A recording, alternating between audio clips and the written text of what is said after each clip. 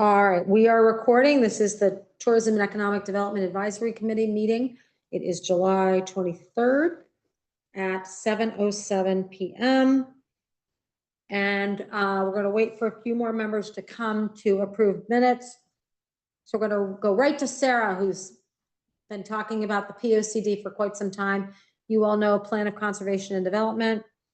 We have a number of our members online, one of which is Sue Schweitzer, who's been following this closely for us. But I wanted Sarah to just walk you through all, this is the draft document of the POCD. I sent you all the link.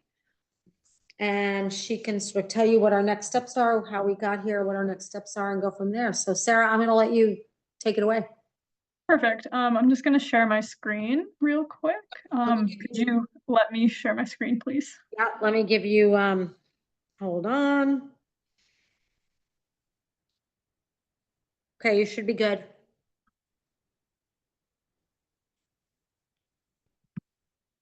There we go. All right, so everyone can see my screen and hear me all right? Yep. Perfect. Okay. So these are just some photos from our photo contest that we had. We got like 115 photos from our contest, which we ran for 2 or 3 months. So it was really great. We got a lot of beautiful shots. Just wanted to showcase some of those. Just to very briefly go over, make sure we're all on the same page about what the purpose of the POCD really is. For our purposes, it's a municipal policy document, but it can be amended over its 10-year lifespan. So while, the document before you may seem very decisive, if as we evaluate things as this plan gets implemented and we realize it doesn't make sense for New Canaan at this point in time, we can change things. And it's really meant to just guide the community as pertains to conservation and development, meaning housing, economic development, all that type of stuff. And we present these goals by analyzing existing demographic and land use data. And then, that turns into these theme chapters that we have that I'll get into a little bit later in the presentation. And we have a future land use plan. And, overall just recommends our next step policies and actions to implement the plan. And it's really, at the end of the day, it is a community document, but it really is for planning and zoning, and it advises them over the next 10 years how they should review zoning regulation updates, special permit applications, and it prioritizes planning initiatives, whether we should study, parking in downtown, housing, within the sewer district, or, whatever planning initiative makes the most sense for the time being. So this graphic here just kind of goes over how we got to where we're at now. I think I spoke before you all in September of last year, and we were just launching the community survey. So we've come a long way since then. The green circles represent community involvement actions that we had throughout this process since last September. And then the black circles are, where we were doing behind the scenes work. And so where the blue dot is on the 65-day public comment period, that's where we are right now. Starting July 17th and now going through September 20th, we have a 65-day public comment period where members of the public, whether that be, full commissions or, advisory committees like yourselves, or just individual members of the public, they can write comments to the Planning and Zoning Commission in support of the draft plan, recommending edits that at the end of the 65-day public comment period, the Planning and Zoning Commission will review and take into consideration all of those comments. And then the target is to adopt the POCD in, this fall. We're targeting late September, early October. Let's see. So the format of the plan, which Tucker, as she had mentioned, sent you all the link. We have an introduction chapter, and then we go straight into existing demographic and land use conditions, which, really analyzes census data, housing data, actual land use. So, okay, 95% of the town is zoned as residential, but out in the field, is 95% of New Canaan's land residential, or is some of it open space? Is some of it institutional uses? So analyzing data like that. And then we have our community vision statement, which just kind of outlines the general goals of New Canaan that we found through our community survey that we had launched back in September of last year, and through our public engagement activities that I think a lot of you also participated in, which we greatly appreciated.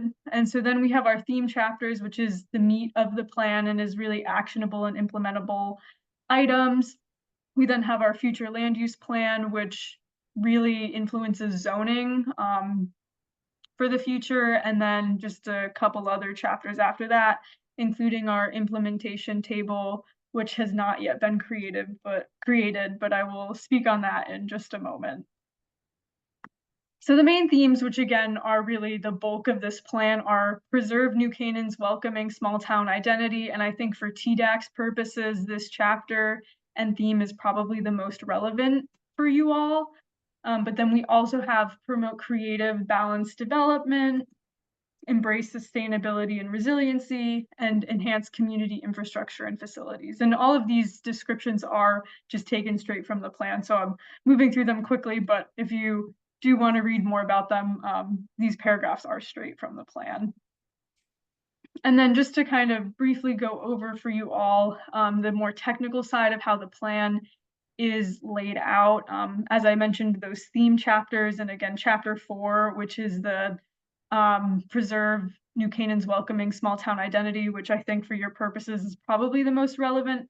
The way it is formatted is basically you have the theme for the whole chapter, and there's a lengthy rationale about why we chose this theme. And then each theme has goals to ensure that we, continue to focus on this theme.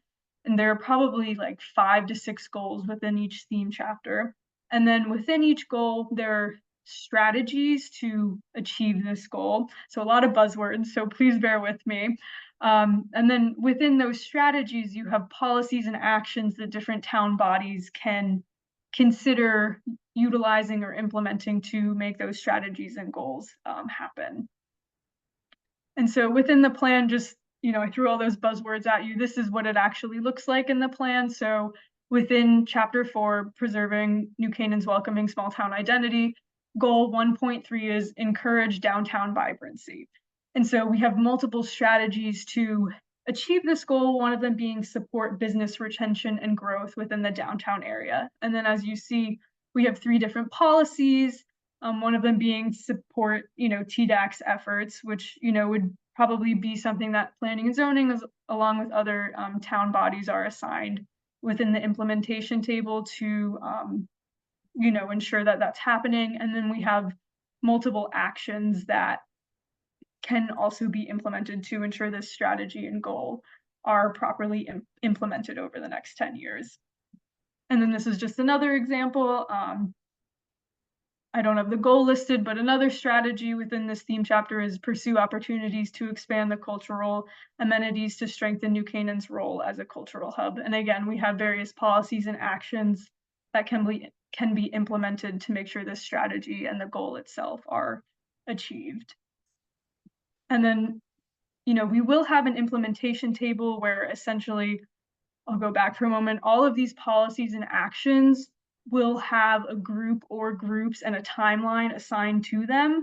We just have not gotten to creating that yet. The plan is to make that implementation table in the month of August, so it will be available before planning and zoning does their formal adoption of the plan, and it will be available while that 65-day public comment period is still going on. We just haven't gotten to it yet. So during this comment period, while you're reviewing the plan, if you know any actions or policies that you think, oh, this is, top priority, TDAC, or, whatever organization you're a part of, would love to help implement this right now, let us know. Or, on the other side of the coin, if you see one that you think is maybe something we should consider 5 to 7 years down the road, we love that feedback now.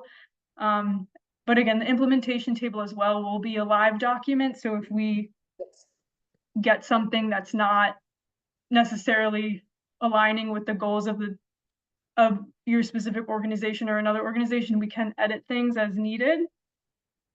So that is essentially the implementation table for now.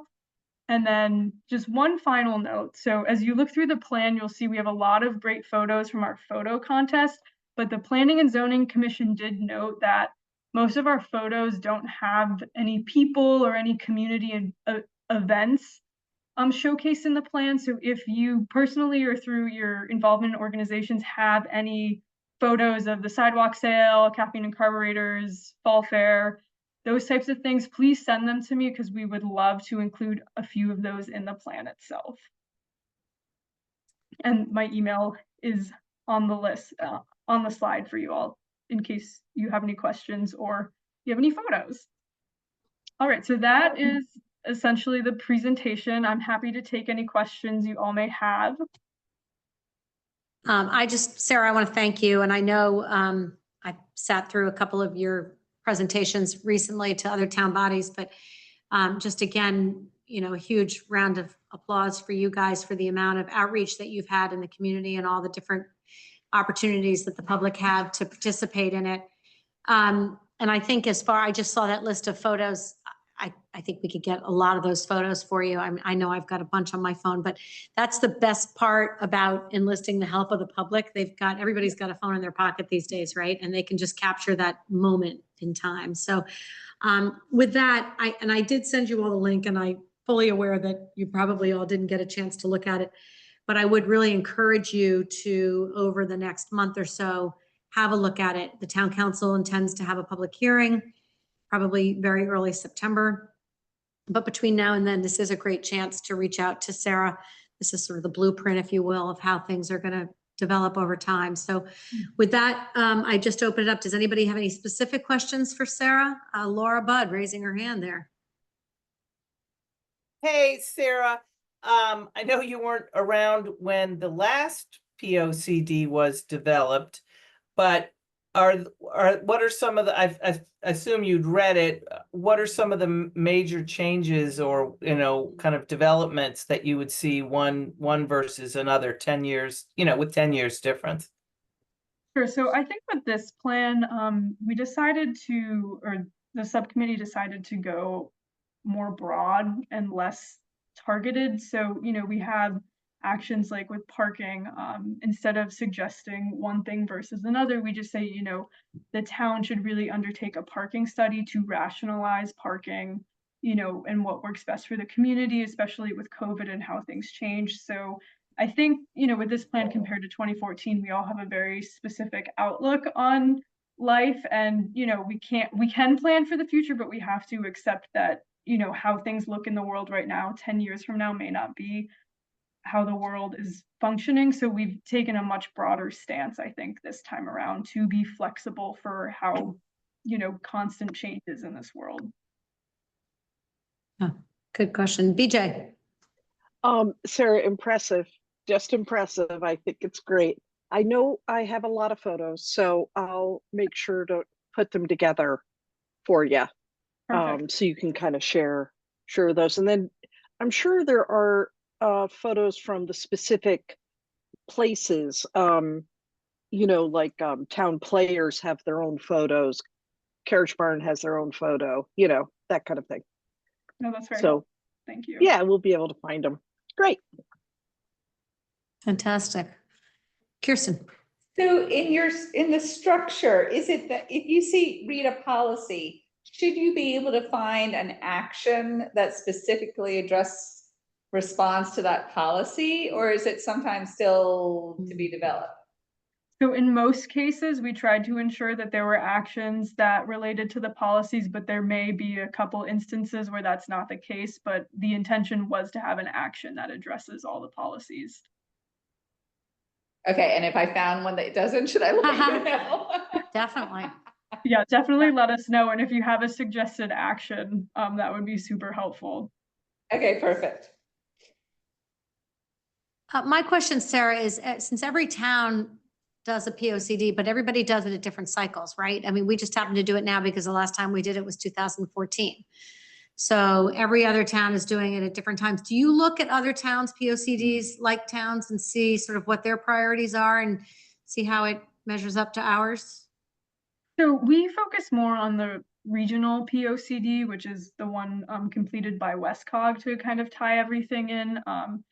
Planning is always an evolving field. And so what makes sense to suggest in a plan that was created in 2019 or 2016 may already be out of date suggestions. So we do look at it, but we focus more on the regional and state POCDs.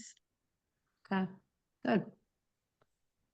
So I think what I'd like everyone to do is between now and our next meeting, which is early September, is to, really give it a good look and just identify anything that needs more clarification, more emphasis.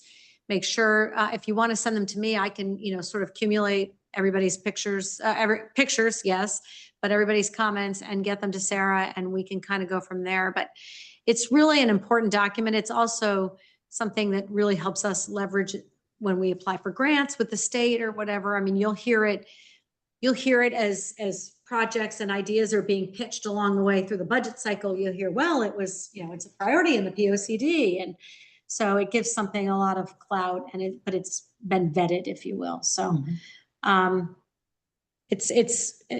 know the consultant did a fantastic job, but I know, Sarah, again, you were leading the charge, and you had a subcommittee with John Kriz and others who were helping you get it done. So I went down and saw Sarah actually the other day, because the photos, we're also always looking for new photos for the website. And so the good news is that a lot of people share these photos. We just give them credit and we can use them where we need to. So we plan on doing that. Anybody else, anything for Sarah, or can we let her go back to her night business? Sarah, thank you. Yes, thank you for having me. And, any questions can be directed to me relating to the plan. Happy to answer any questions. Thanks so much. Yep, take care. Bye-bye. Yeah, so again, the difference is the document that was done in 2014 had a whole separate implementation guide. And I was part of the implementation committee, and it's funny, that didn't really work out the way we wanted it to, because it wasn't straightforward implementation in terms of, add no parking signs or do this or this. Yeah, it was much more vague. So what they've done is they've added the implementation component as part of each chapter. And I love that TDAC got a shout out in terms of what we could be doing. So yeah, so that I wanted you to hear about that. Again, that's really timely right now, because that's going to be, as you heard from Sarah, that's going to be hopefully adopted, in mid-September. So that will be something to look forward to. I'm going to go back to the minutes just because we now do have enough people. Caffeine and Carburetors downtown or donation idea brainstorming session. So I need all of your help in that. So the Caffeine and Carburetors, the downtown show, which happened in May, this year had a sort of a different process by which the show happened. We asked that the cars be registered, which they did through Doug Zumbach and his team set up a process by which people could register. And with that, we asked them to make a donation, a $20 donation. I think it was 20 per car. And the thought process at the time was that for the spring show, that any funds that were raised, this was done with the Community Foundation, they helped set up the portal to do that, that any of those funds that were raised would really be then allocated for some downtown initiatives, being that the show was in the downtown. We are fully aware that a lot of people love Caffeine and Carburetors. It's a huge draw. It brings a ton of people to town. There is another very vocal, large contingent, mostly residents, who say enough. It's loud. It's 5 a.m. of cars zipping down the road. It's a lot of volume. It shuts down the downtown. It's not a lot of New Canaan residents who come to it. So in balancing the event, in that from a marketing perspective, I mean, the amount of Instagram posts that come out of that have a New Canaan hashtag are just incredible. But at any rate, so the money that was raised at the last show was $16,000. Wow. Which was nice pretty for the first good. time. That's a lot of cars. And so we met with Doug, Claire, and a few others of the Caffeine and Carburetors team. And we really need help in sort of identifying where we can utilize this money. They feel very strongly, it was a really good meeting actually in here about a week ago. They had gone on this tangent of, we could feed starving children and do that kind of thing, which is great. I mean, which is fantastic. But Deanna and I tried to bring them back to the fact that this is our way for those that don't Yep. like the Yep. fact that downtown we can in the churches, right, Sunday mornings. Yep. That we can say, look, here, we're also investing now $16,000 or whatever the Back number is into the back community. into the community, into the downtown Yep. community. So it's a little bit of a buffer there. And then there's 2 shows now. Kathleen Carver's also has an October show, which happens in Waveney, Waveney. and that money will go to the Waveney Park Conservancy. Okay. So whatever they raise in the Waveney show, it's already been determined, that will go to the Waveney Park Conservancy. Mhm. So we are having a meeting on, I'll give you the date, where we are going to brainstorm where we think this money should go. And we ranged in our just literally sort of early on brainstorming session, everything from a young entrepreneurship kind of an internship that maybe it could fund 10 kids next summer working as a team. This was one idea. 10 kids working as a team. So a couple of days a week, they would get together in this room as a Yep. group, and that they would work with 4 businesses. Let's say you're in charge of Main Street, you're in charge of Lower Elm, you're in charge of Upper Elm, and really work with them to come up with some coordinated marketing campaigns, events, whatever. So the money could pay them a stipend to do that. Or the money could be used for more basic capital projects Yep. that we might want to Yep. implement. I mean, Doug Zimbach and his daughter Claire certainly are going to have a say in all of this. Mhm. They're not as inspired to do a fountain or something like that. They want to do something that's really going to feel Payback, good. really. But so we're having a session, and let me find the date for you, because I would love as many of you to be here. I believe it's September 18th, to join us. September. It is 18th. September 18th at 9:30. That's a Wednesday, Mhm. where it is literally going to be one of those where we put stickies on the wall, Yep. just idea, no idea is a bad idea, and work through that process and come up with what we could use. And to their point, and I fully agree, 16,000 was just the first try. Yep. This has potential to really grow over time. It could be something, an ongoing program, who knows? Back to the entrepreneurship program, I'm going to ask the senior internship program coordinator at New Canaan High School to join us. Laura obviously will be there. Our group is certainly well represented. Anybody else that you think would have, have some good input.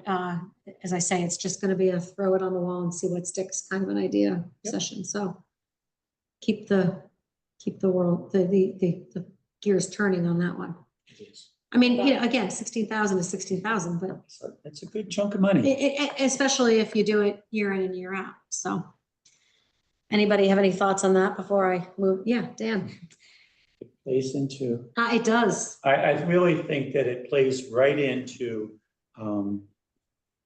kind of what we're trying to do, a project or an initiative. Money's always an issue. Yep. We don't have bottomless coffers, and to have the opportunity to piggyback and support the greatness of that event, to bring it back. And one way that it jumped to my mind and I reviewed before I came here is, why doesn't that be the initial seed money for the banner program that we establish? And because they would be a recipient of the banner program if Going it's forward. come fall. Yeah. Because it was their monies that helped it, but then there is going to be monies to be used for other organizations or other events that we all deem kind of like, the way I see it is that we are going to be the communication Right, the conduit. communication link to our community. Mhm. This gives us an opportunity to take that banner. And I think I said this at the last time we met, too long time ago, is when I drove through Fairfield and I saw numerous banners, and we don't have to have as many, but they were praising the different universities. They were celebrating the university connection. But for us to be able to have those key connections with either organizations or whatever, for us to market, and also it keeps our community relevant with what's going on.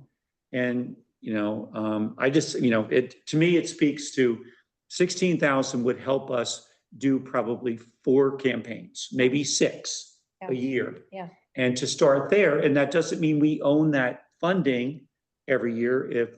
If we could, and I will go to the meeting to try to say, this is a way that we can take the funds that you raised, you're going to pay back the community, Mhm. but we can use that. And maybe it's another organization has another brilliant idea. It's identical to us selling lampposts. Mhm. We couldn't do what we do for the holiday stroll if we didn't sell the lampposts. Yeah. Yeah. So Yeah, to me, that's just, and that's one idea. Yeah, that's why I wanted you all to have a head start in terms of the planning of it and having the date on your calendar, because that's definitely the goal. And as I say, we had to rein them in a little bit. They were No, I get it, and thinking it makes was gonna be sense. more It's, saving the world, and we were like, no. The whole point was the reason that we, the town, agreed to allow. See, here's the rub with Caffeine Incorporators. Right. Aside from the fact that it's who it brings in and everything, we are turning the town over to a for-profit organization. Yeah. I could have. Any merchant could come to me and say, I want to shut down Elm Street tomorrow, and I Got want it, to do a big okay. soccer thing. That makes And sense. where every shoe soccer store is going to be out there.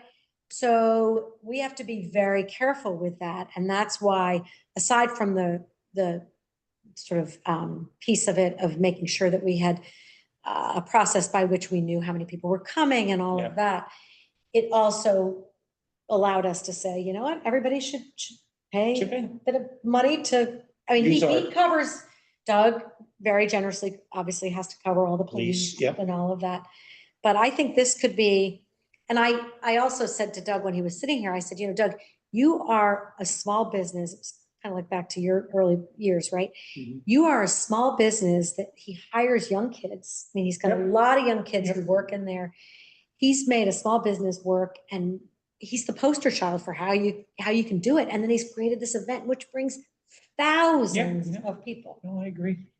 Another neat thing, somewhat related, but Laura and I recently went and met with David Genovese in Oh, my Darien. gosh. And he's just, I It's mean, remarkable he's- what they have done to that town. it's incredible. Remarkable. Yeah. And he's done it, it's taken him 17 years. Yeah, and I know it's been on. 17 years to get the approvals to get going what he's got going down there. And not only is he a brilliant businessman, but he's just a very wonderful, generous Yeah. man. And he took Laura through, he invested in Placer AI, which is artificial intelligence, where you can plug in, and Laura, if I'm oversimplifying it, step in, but basically he can, and he did a little sample for us, a little teaser, but you can plug in Elm Street for a particular day, and you can literally see, it's all based on cell phones, Yeah. but you can literally see how many people are downtown, where they're going. Like they went Wow. from Starbucks, then to Vineyard Vines, then to here, Wow. then to there. Very cool. We had him pull it for us just to get an idea of sidewalk sale. We compared Yep. a regular Saturday Yep. in the summer to sidewalk That's sale interesting. Saturday, and we had an additional like 3,000 people or something, Laura. Hmm. Yeah, so because everyone always asks us, how many people come? We're like, I have no Right. idea. Every parking lot's full. It's a huge event, but that's sort of some real data. And I feel like data is something that's always stood in TDAC's way in terms of presenting projects, because we never really have that core Right. data. So anyway, I went off on a tangent on that, but back to sort of Doug and Caffeine and Carburetors, I think there's a lot of potential. So I want us to all be thinking about it. No, that's great. Just in terms of overall parameters, like as we think through this, is the goal to get something like tangible for the town, like to add to the town, or is it like amplifying an event that we feel needs? So that's to be Support. determined. Okay. I can tell you, Doug is not about something tangible, Okay. benches Okay, or things like that. And quite honestly, I tend to personally agree that that's Okay. more of a town kind of initiative. Yeah. He wants it to be something that really gets to people and that really Okay. restores that fierce local pride of people being in the downtown. So I see it more as something ongoing, more something more of an initiative, a program, an idea, something Okay. like that.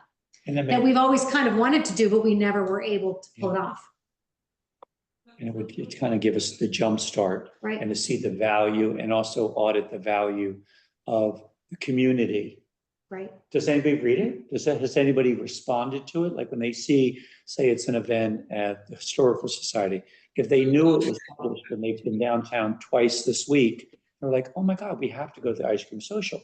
Ice cream social comes and goes, and I usually never remember when it is, what weekend, whatever. But if you could see it, Yeah. Right. you know, and it could be, you know, whatever.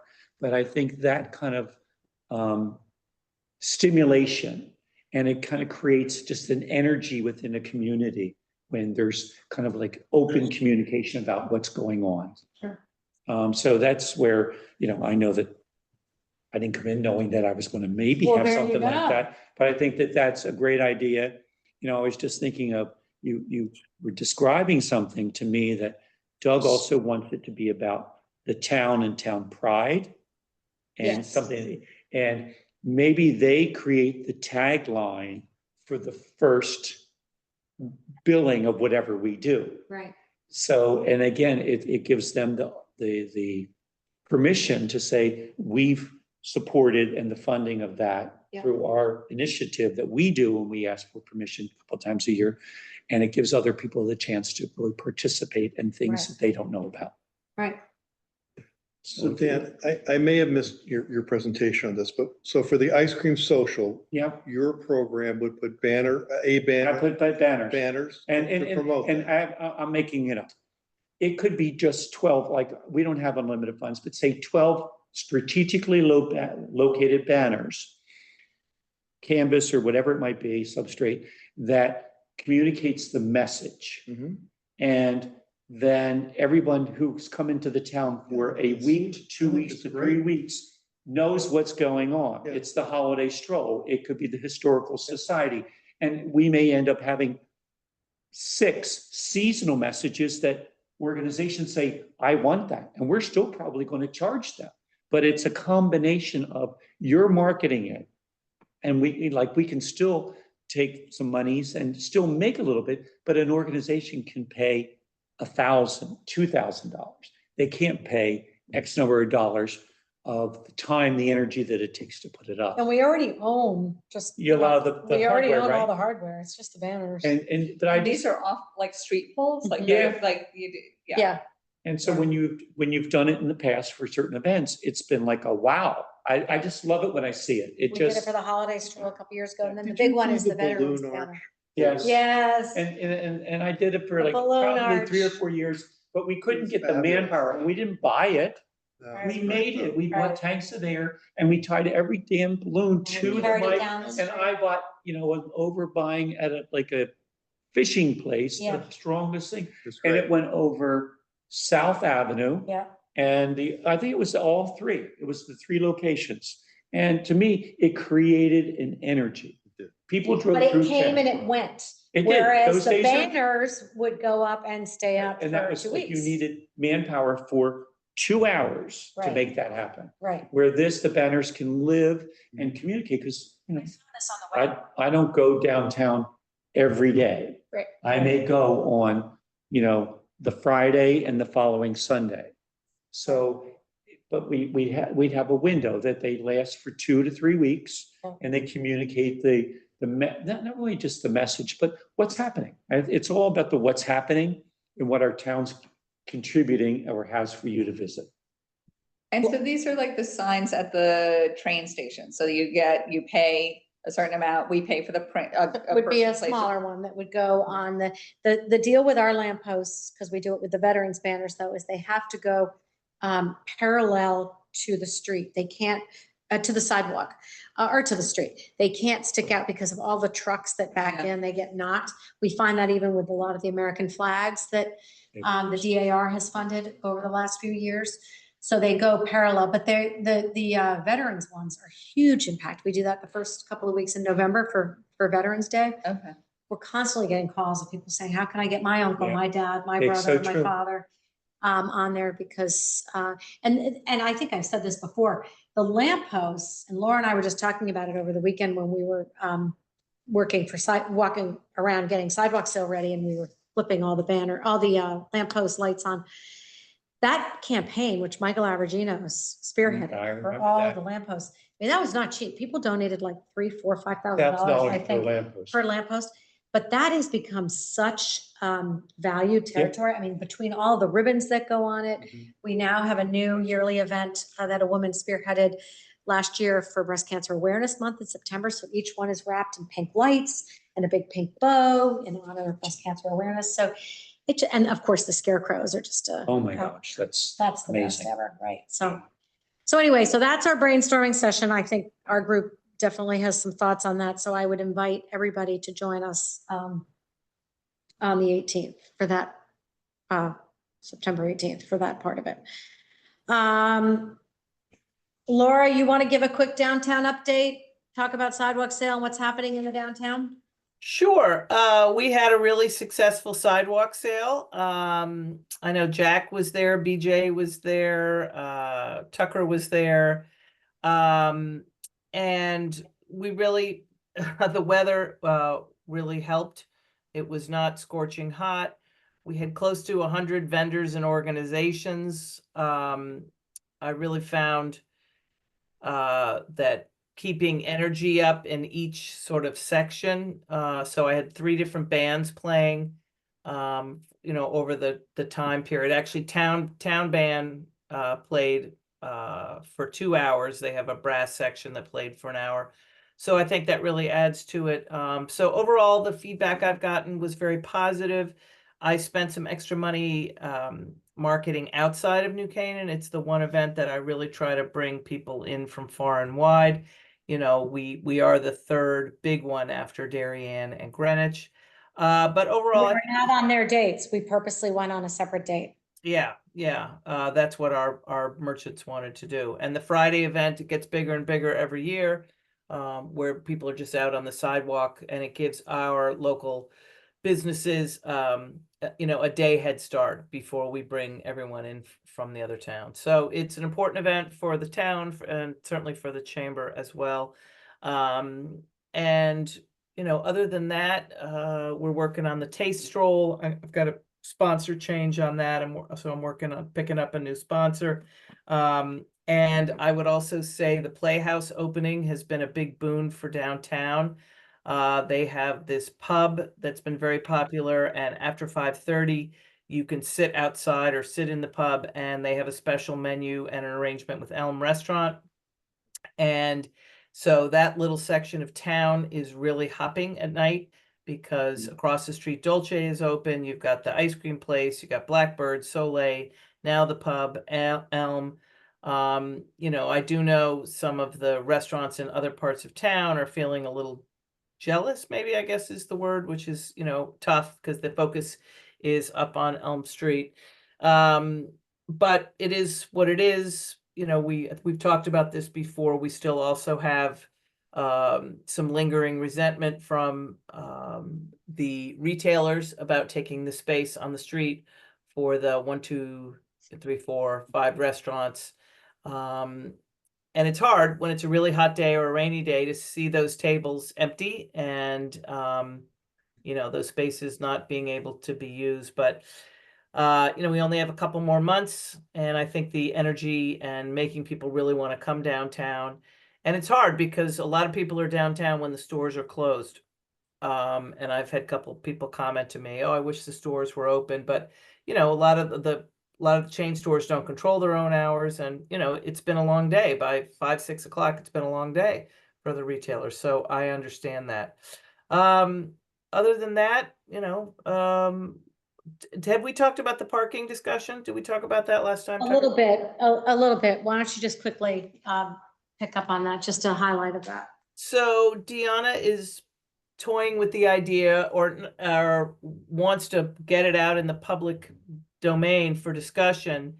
This would be for the next fiscal year, about charging for parking on Elm and swapping it for free parking up on Park Street. So that's 72 spaces to be charged, gaining 120 free spaces. Her feeling, and all the research that Tucker's done and then I've read, just kind of common sense parking research, is that we are double incentivizing people to want to park on Elm. It's close and it's free, and it causes a lot of additional congestion. So that will be a lengthy process for sure it's got to get into a budget cycle. There's, got to go through police commission and all that.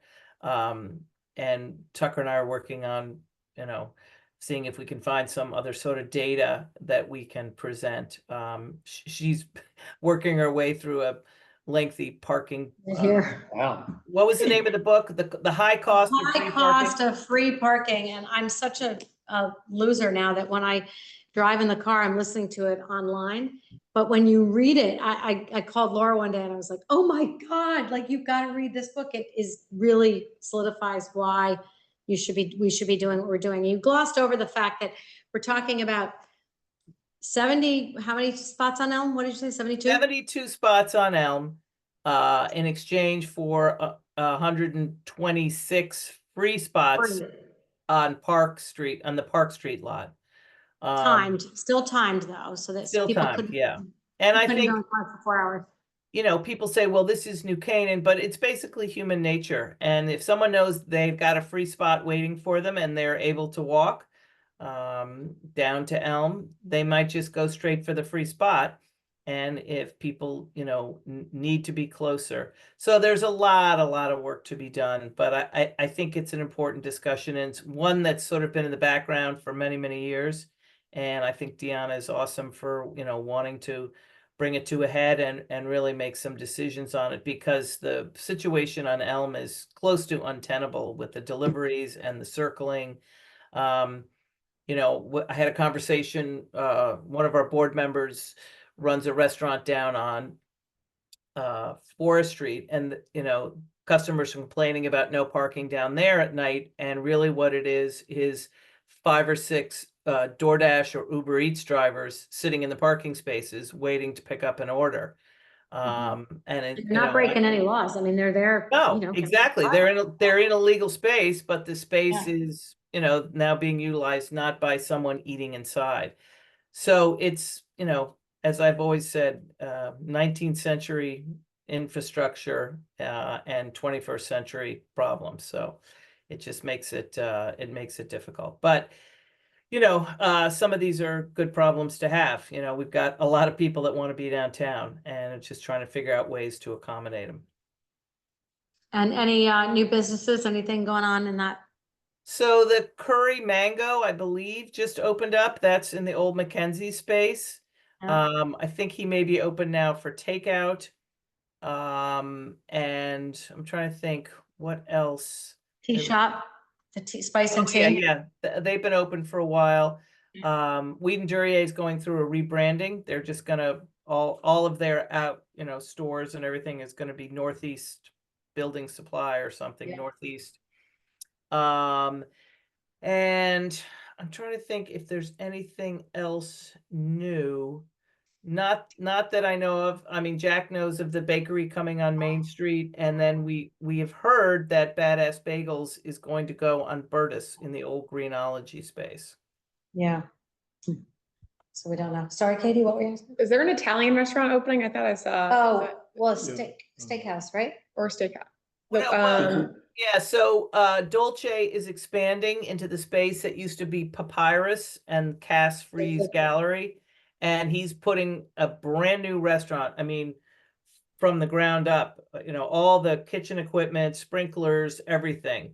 So that's going to be called Lombardi's. And then my understanding is that, and I think they've announced it, is the Spiga Restaurant Group is going to take over the South End space with a steakhouse called the Waveney or something.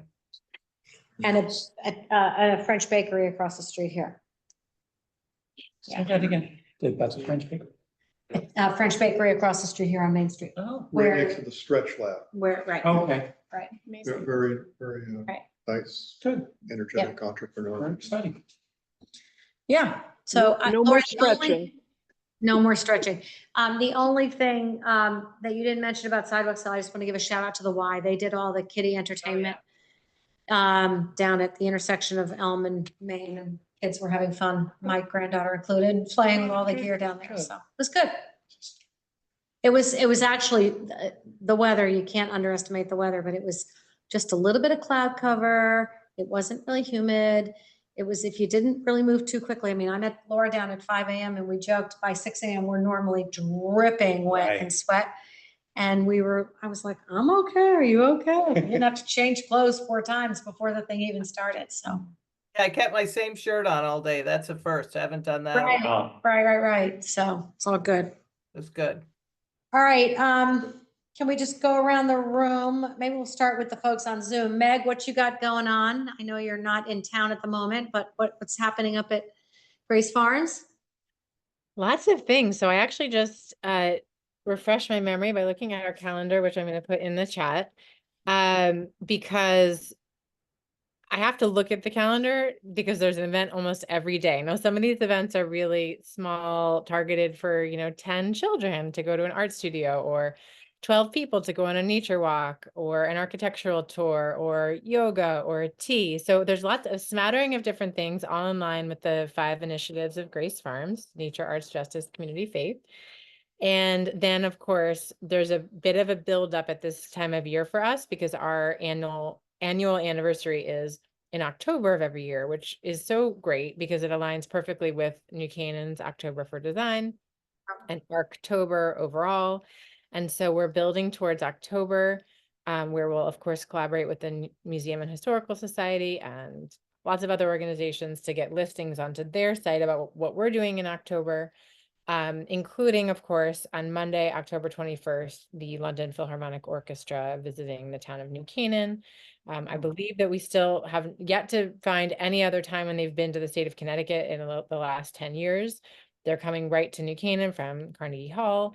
And so the tickets are available for that on the website. I can also put that link in the chat. Not that there are many of us on the Zoom, but tickets are going fast for that. Now, some people did ask me, like, could you have picnic outside before that?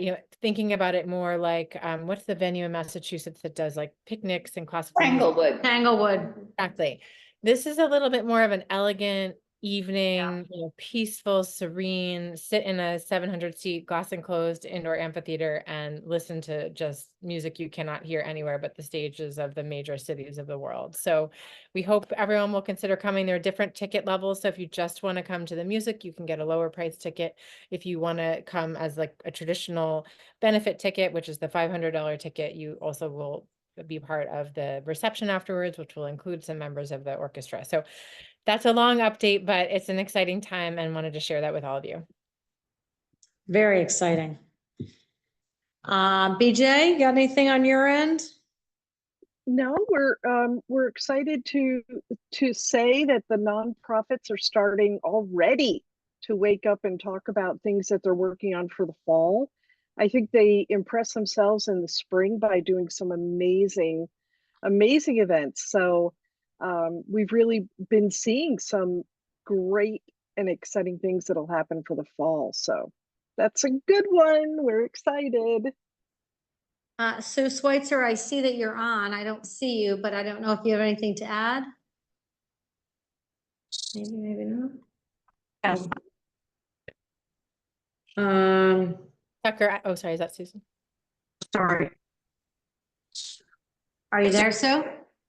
Yeah, can you hear me? Yes. I just have a question. Because of the various discussions that have gone on, is there any consideration of limiting the delivery times on Elm Street to like 5 to 7 a.m.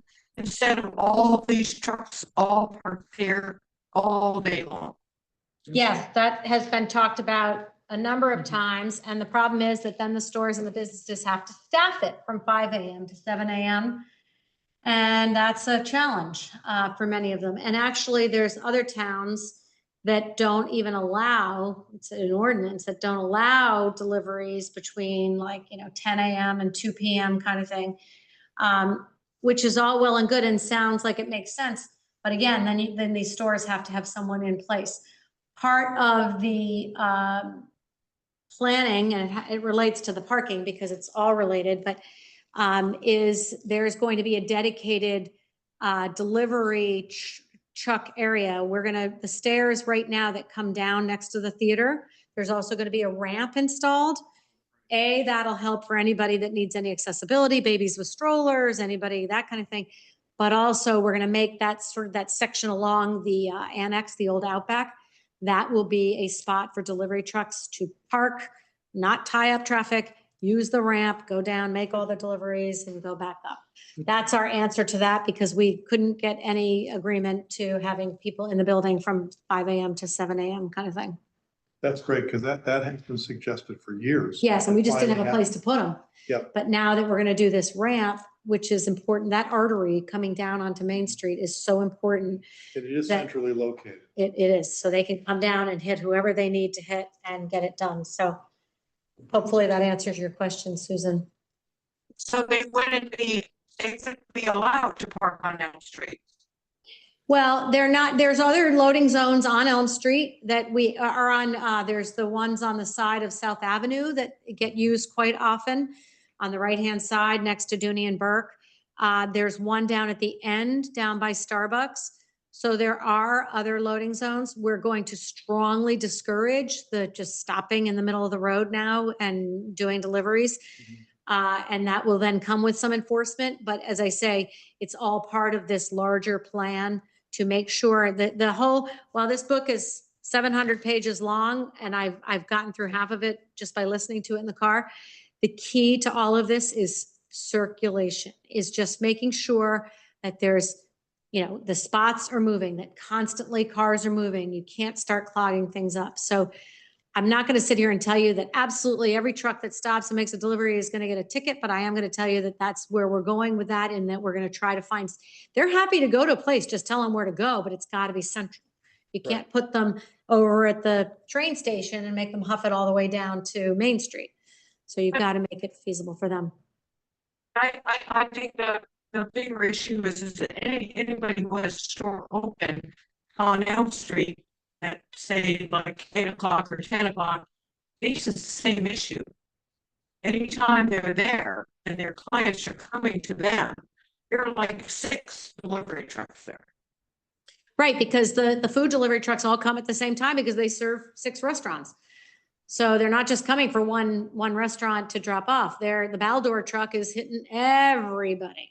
So if we can find him a place to park where he can safely be there for a couple of hours and make all his deliveries, and he doesn't have to worry about the traffic situation, it's going to improve the situation dramatically. Jeff? That is a silly thought. So you mentioned that if they had early morning deliveries, who would, receive the deliveries? There's a lot going on at the top of that staircase. There's garbage cans. But that's all going away. The garbage is all moving. Okay, good. Oh yeah, that whole area is getting But I know there's propane and all stuff. But it would be Oh, kind of propane's gone. interesting, it's a silly idea to put maybe lockers there.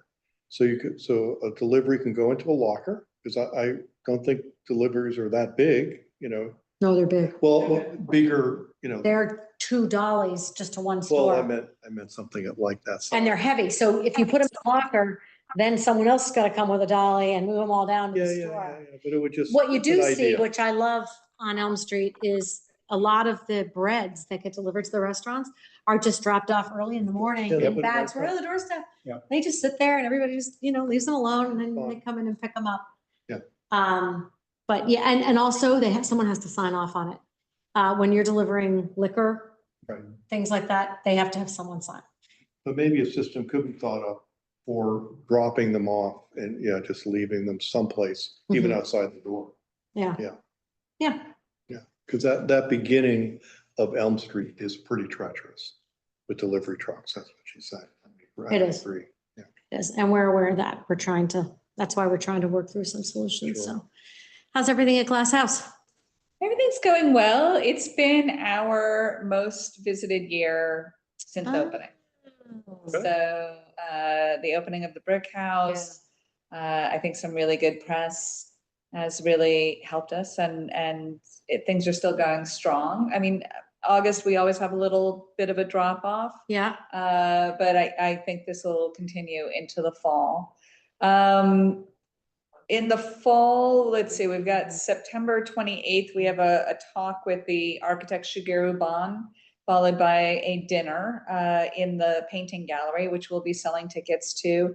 because of the limitation of our size, that'll be limited to 50. Mhm.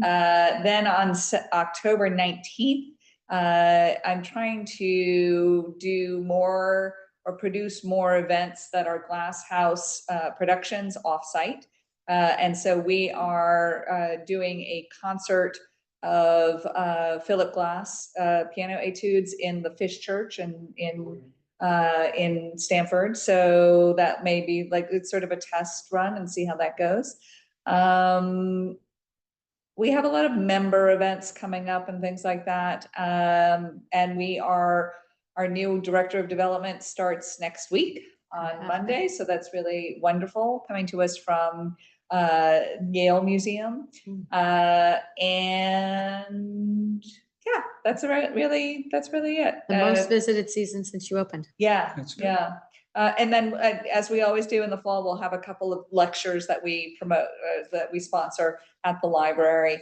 One on the origins of mid-century modernism in New Canaan, and one of the new book by Gwen North Reese, the Preserving New Canaan Right. Modernism. So, Fantastic. yeah, A lot. Good to hear it.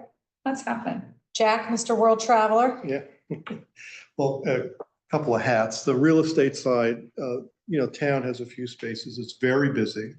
And the places show very well with how busy the town is. Mhm. So it interests me, the amount of activity of people coming in to look. And then just going back to the pop-up art gallery that I did on the space where the bakery is going in. So they just wrote me a note. The gallery developed into them getting a $265,000 grant wow. from the Fairfield County, what was it called? Community Foundation. Yeah, So that is amazing. And that was fantastic. because of the pop-up. Nice. And then the other thing that happened with the pop-up is that a gallerist came in twice, and he has a venue in Venice at the biennial. And 7 or 8 of the artists are going to show their work. And that came Nice. again out of, the interfacing of bringing some art from Bridgeport and artists here, and the community here, which by the way supported this gallery by buying. They easily made their expenses with the artwork that was sold and the commissions on that. So I think it's significant. And just so everybody knows, that these artists that are going are not wealthy people. And I will be reaching out to people here and community organizations that they could use some funding. So, and then we hope that with the ideas that they have, they may be interfacing with town again. Mm. They are going to have a film festival. And actually, this is a question I have, because when the New Canaan Cinema was starting, I did raise my hand and ask whether there be any They've already got a bunch of things. planned. venue to go in. Okay. Because it would be great, maybe, if they decide to do this, it's not my gig, but Mhm. to bring part of that, a event from the film festival here. 'Cause I know that the Architecture Film Festival is like talking to them, so Yeah, definitely they're open to those discussions. and they Okay. had the producer of Fly Me to the Moon, but it's not necessarily independent, but they brought him in recently and had a talk back upstairs with him after the movie, and it was very well attended, and That's they're good. definitely looking for those kinds of ideas. Yeah. And Nancy Geary's been talking to them too with all of October for Design too. Yeah. And just one comment about town. I was in town today, and I'm very happy the theater's here. I did go into it, haven't seen anything, but I thought the theater was unbelievable. But today I was there, and they have speakers outside, and there's, Because they have a restaurant out there. yeah, but is that allowed to have speakers on the Oh, street? yeah, a lot of them do have just the little boom boxes, the little ones that Okay. are, Soft music. yeah, as long as it's just Okay, because I playing. did feel, I was across the street, I did feel it was, because I know we talked about the music coming down from White Buffalo onto the street. Well, that was live music. Well, this was loud too, so that's what I No, thought. live. Oh, The live, White Buffalo was live okay, bands, got it, right? got it. Multi-person bands. okay. The And music at night. and at night, right? When people are trying to sleep and that kind of Yeah. thing. Yeah. But I did think it was something maybe to talk about. Okay. Katie, how long have you lived in town now? Gosh, a little over 2 years. Okay. Ballpark. And are you finding people moving to town, like your friends who are looking at towns? And I'm putting you on the spot, Yeah, but when your friends are looking to move out and they look at all the surrounding area, if they've decided Connecticut, is there something that you're finding that New Canaan rises to the top because of, I mean, Darien, because people want to be on the water, so they go Yeah. to Darien. Is New Canaan known for something in your, I would Opinion? say the schools oh, yeah, for sure. If you want more land. yeah, And I mean, I think people definitely know the town and think of it as like a very charming, iconic town. right, I'd say those are kind of like the big factors. yeah, You get which aren't new. I mean, that's Yeah. what's reflected in here. All the more reason that we have to keep nurturing that, make sure our schools are the best, our downtown is Yeah. amazing and all that. I'd say from like a young mom's perspective, not even really young.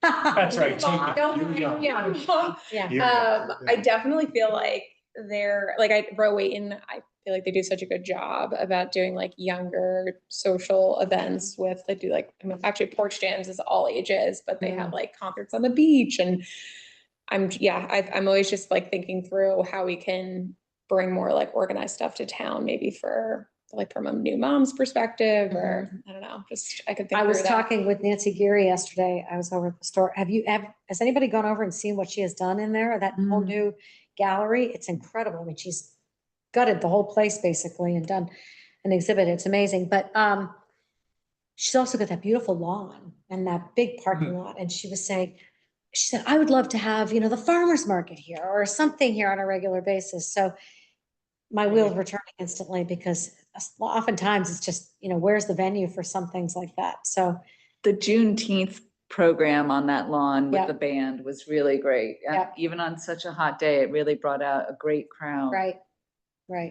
Yeah, I'd say just Sorry, Meg? I just want to second your idea. We have this phenomenal farmers market here in Rhode Island and it's at a farm on a big field. Right. I go every Saturday, 8:30 a.m. to get the pastries, to get the juice, to get the veggies. And I am embarrassed to say, as a member of TDAC, to admit this out loud, I've been in New Canaan 11 years and I have not once been to the farmer's market. Yeah, interesting. The venue doesn't appeal to me with a bunch of kids running around, like a Right. parking lot. But that's probably just the optics of it. But I think thinking about that for our farmer's market could be really cool. I have the same experience. We have one up in Vermont that I go to every Saturday morning. It's in a field.